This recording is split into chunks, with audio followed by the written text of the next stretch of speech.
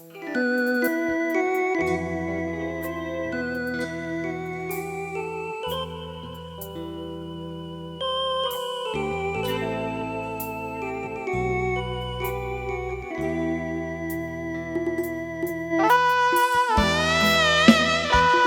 ังไม่สั่งเลย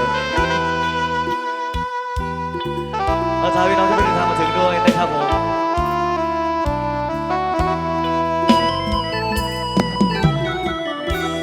สร้อยทองเส้นนี้เก็บเงิน3 ปีจึงได้ซื้อมาเก็บไว้เพื่อเป็นของมันผู้สาวฮอดวันสัญญาลางานกลับมาบ้านเอาน้ำตาพังยาวหูข่าวว่าน้องแต่งงานขอบคุณครับ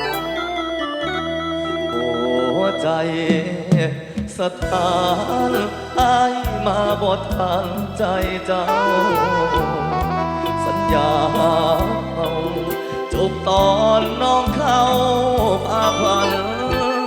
อายเกลือนน้ำตาเข้ามาเป็นแขกช่วยงานสร้อยที่เตรียมมันออกมาเป็นของขวัญแทนใจหากบอกลาใส่เก็บไว้ให้ลูกเด้อลาบัดเขาใหญ่มาบอกว่าคุณลุงมอบให้อายเสียแล้วอย่าให้เสียความตั้งใจยิ้มรับของขวัญคนพายก่อนลาไกลไปชั่วชีวิต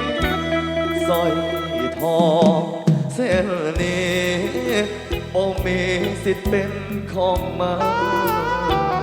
มอบเป็นของขวัญช่วยงานแล้วอายเสียนี้กระเป๋า1 ใบกลับไปสู่งานอีกทีจากบ้านวันนี้อายบ่มีน้องเยือนส่งตา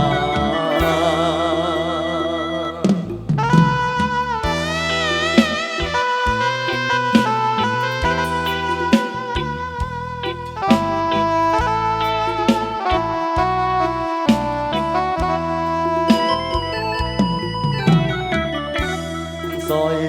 ทองเส้นนี้บ่มีสิทธิ์เป็นของมันมอบเป็นของขวัญช่วยงานแล้วอายสิกระเป๋า1 ใบกลับไปสู่งานอีกทีจากบ้านวันนี้อายบ่มีน้องเยือนส่งทาง